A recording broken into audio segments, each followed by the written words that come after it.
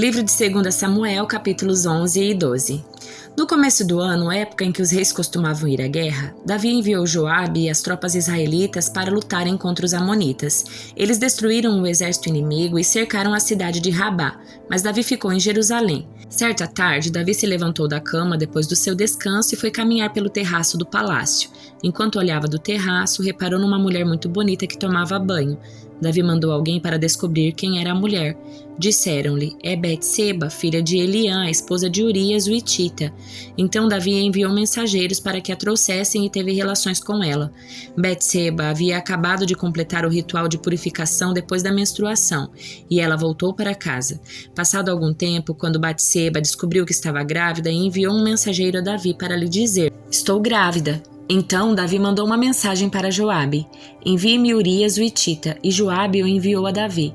Quando Urias chegou, Davi perguntou como estavam Joabe e o exército e como ia a guerra. Então disse a Urias: vá para casa e descanse.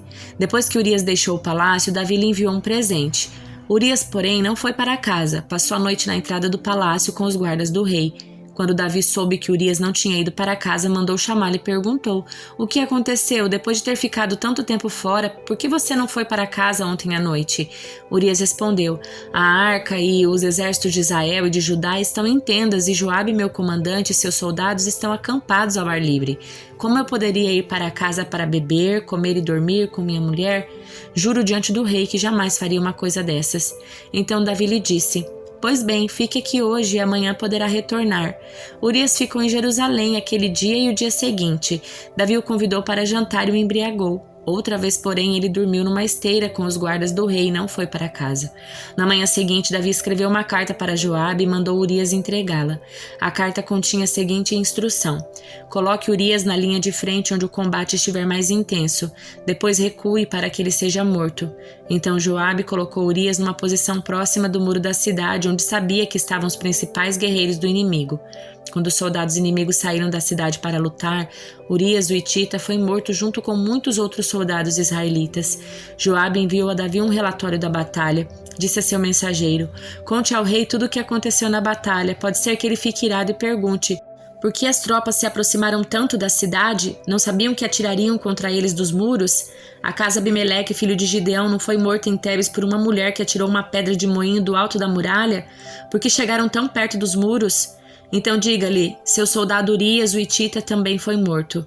O mensageiro foi a Jerusalém e deu um relatório completo a Davi. O inimigo saiu contra nós em campo aberto, disse o mensageiro. Quando os perseguíamos de volta até o portão da cidade, os arqueiros no alto do muro atiraram flechas contra nós. Alguns dos homens do rei foram mortos, entre eles estava Urias, o hitita. Davi respondeu: diga a Joabe que não desanime. A espada devora este hoje e aquele amanhã. Lutem bravamente e conquistem a cidade. Quando a esposa de Urias soube que seu marido havia morrido, chorou por ele. Terminado o período de luto, Davi mandou trazê-la para o palácio.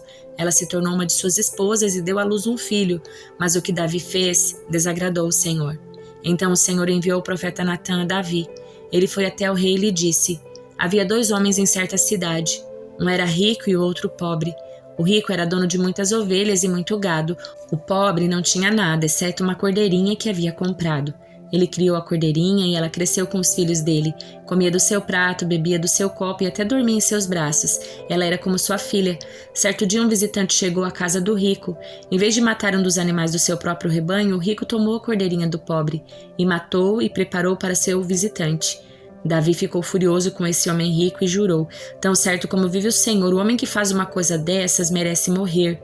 Deve restituir 4 ovelhas ao pobre por ter roubado a cordeirinha e não ter mostrado compaixão. Então Natã disse a Davi: você é esse homem. Assim diz o Senhor, o Deus de Israel: eu ungi rei de Israel e o livrei das mãos de Saul. Dei-lhes a casa e as mulheres de seu senhor e os reinos de Israel e Judá.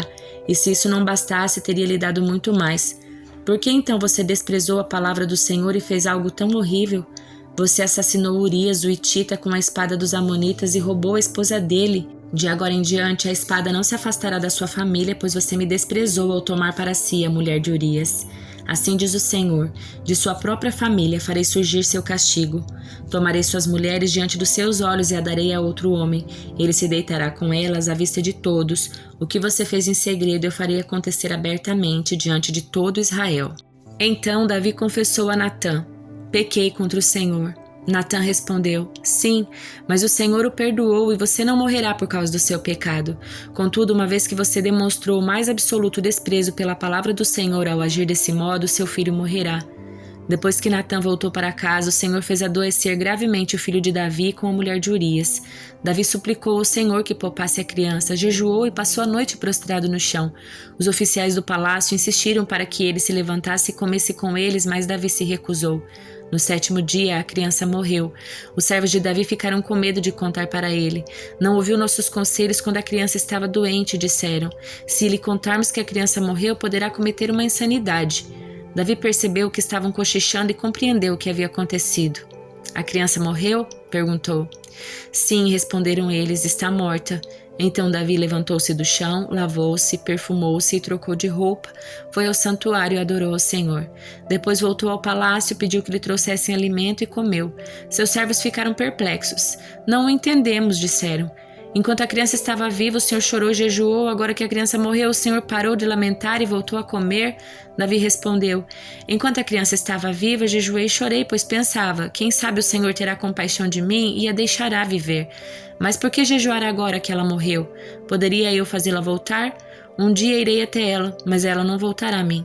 Então Davi consolou Batseba, sua mulher, e teve relações com ela. Batseba engravidou e deu à luz um filho, a quem Davi chamou Salomão. O Senhor amou a criança e enviou uma mensagem por meio do profeta Natã, dizendo que o menino devia se chamar Gedidias, conforme o Senhor havia ordenado. Enquanto isso, Joabe continuou a lutar contra Rabá, a capital de Amon, e tomou a cidade real. Joabe enviou mensageiros a Davi para lhe dizer: lutei contra Rabá e capturei seus reservatórios de água. Traga o restante do exército aqui e conquiste a cidade. De outro modo, eu a tomarei e levarei o crédito pela vitória. Então Davi reuniu o restante do exército e foi a Rabá. Eles atacaram a cidade e a conquistaram.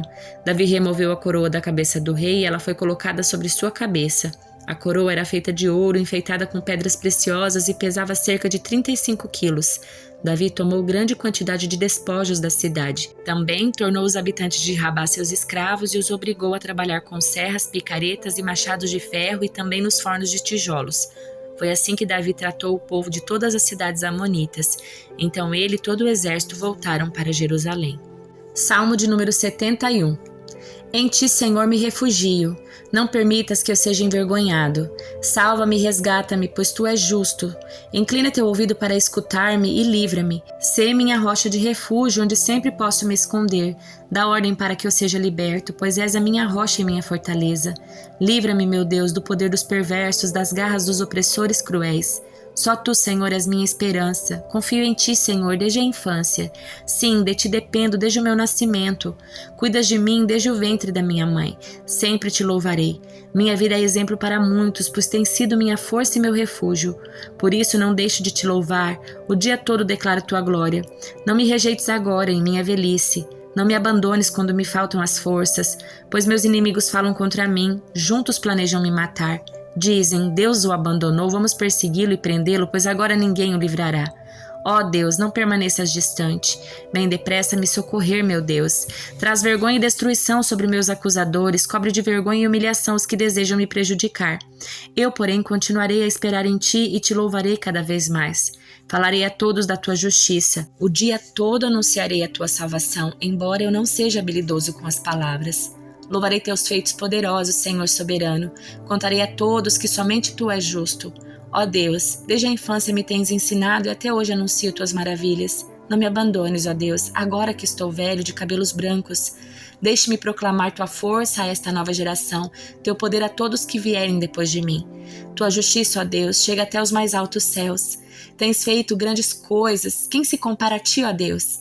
Permitiste que eu passasse por muito sofrimento, mas ainda restaurarás minha vida e me farás subir das profundezas da terra. Tu me darás ainda mais honra e voltarás a me confortar. Então te louvarei com instrumentos de cordas, pois és fiel às tuas promessas, ó meu Deus. Cantarei louvores a ti com harpa, ó Santo de Israel. Darei gritos de alegria e cantarei louvores a ti, pois tu me resgataste. Anunciarei o dia todo teus feitos de justiça, pois foram envergonhados e humilhados todos que tentaram me prejudicar. Primeira carta aos Coríntios, capítulo 8. Quanto à pergunta sobre a comida sacrificada a ídolos, sabemos que todos temos conhecimento a esse respeito. Contudo, o conhecimento traz orgulho, enquanto o amor fortalece. Se alguém pensa que sabe tudo sobre algo, ainda não aprendeu como deveria, mas quem ama a Deus é conhecido por Ele. Então, o que dizer quanto ao alimento oferecido a ídolos? Bem, todos nós sabemos que, na verdade, o ídolo nada vale nesse mundo e que é somente um Deus. Sim, é fato que existem os que são chamados de deuses, por assim dizer, nos céus e na terra, e há pessoas que adoram muitos deuses e muitos senhores. Para nós, porém, é somente um Deus, o Pai de quem vieram todas as coisas criadas e para quem viveremos, e é somente um Senhor, Jesus Cristo, por meio de quem todas as coisas foram criadas e por meio de quem recebemos a vida. No entanto, nem todos sabem disso. Alguns estão acostumados a pensar que os ídolos são de verdade, de modo que, ao comer alimentos oferecidos a eles, imaginam que estão adorando deuses de verdade, e sua consciência fraca é contaminada. Não obtemos a aprovação de Deus pelo que comemos, não perdemos nada se não comermos, e se comermos nada ganhamos. Contudo, tenham cuidado para que a sua liberdade não leve outros de consciência mais fraca a tropeçar, pois se alguém vir você, que diz ter um conhecimento superior, comer no templo de um ídolo, acaso não será induzido a contaminar a própria consciência ao ingerir alimentos oferecidos a ídolos?